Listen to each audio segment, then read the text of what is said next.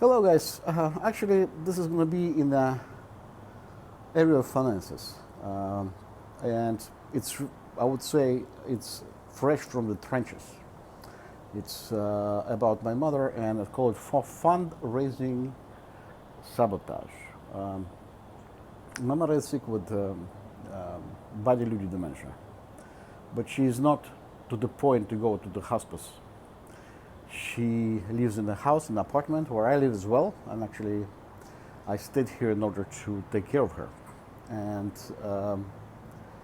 she was giving few um, prescriptions at the time, a few years ago, a couple of years ago, that make her wrong diagnosis of Parkinson. So she needed a detox, and detox cost her $60,000 for a year and a half in assisted living facility. Then she ran out of her pension, and we went back here to Atlanta to sell the property, the apartment that we have, and it didn't sell. And then 2 weeks later, COVID hit, and they were suggesting for elderly not to go out.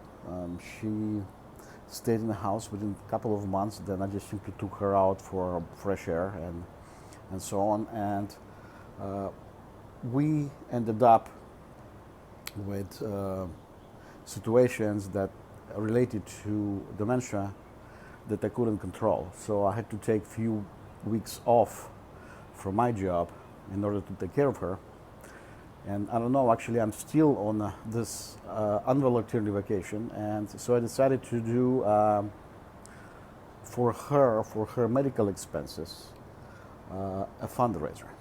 So the situation ended up this way. The moment I put the fundraiser out, and it was Friday, and I had it's put a Russian speaking group because my mother is a Russian speaker and she's a former engineer, professor in Salt Lake Community College, and there where she worked for almost 25 years plus. A lot of people know her, and when I put this thing, I had a momentarily sabotage. As soon as I put it out there,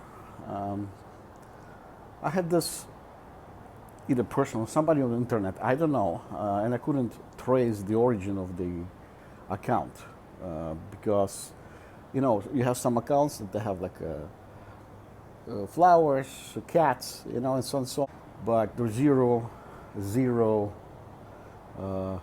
information about the person. And anyway, but when I put this out there, I got a very negative thing. But what interesting thing? How you can sabotage the fundraiser? It's only by hitting the person who you are, who is being fundraised. The money were being fundraised for, because they cannot do anything. I was a long time. People knew me. I had a pharmacy, herbal pharmacy in Salt Lake City. I knew hundreds of people. And I was, in a way, a person of good character, even though my business went down. I never had any problems with anybody, even though, as I said, my business was sabotaged, but it's a different story.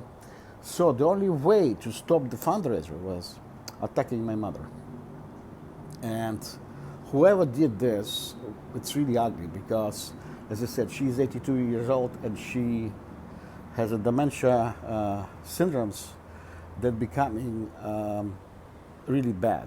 And until she's approved for federal funds or state funds, because a couple of weeks ago she was refused a Medicaid. She's still on Medicare, which requires additional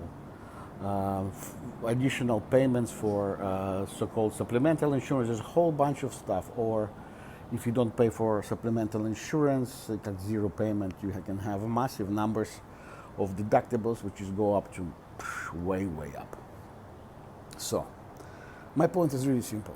If one day you do a fundraiser, either for yourself or somebody you know, and you're gang-stalked, the possibility of being gang-stalked, expect direct attack and it's really, really nicely done.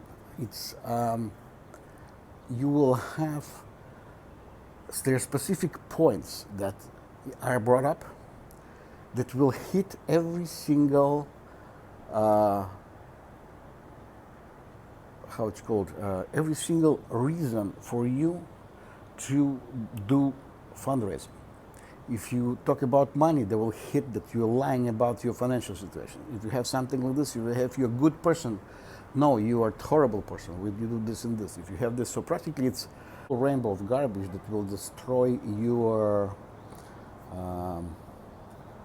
credibility as a fundraiser as well through attacking a person you're fundraising for. So there's another point in all this. When you're dealing with gangstalking, they don't care about respect or things like this of people who are older. So my mother, as I said, she's going to be 82, and yet those people are willing to destroy her life in the end of her life in general, practically, to put her on the street.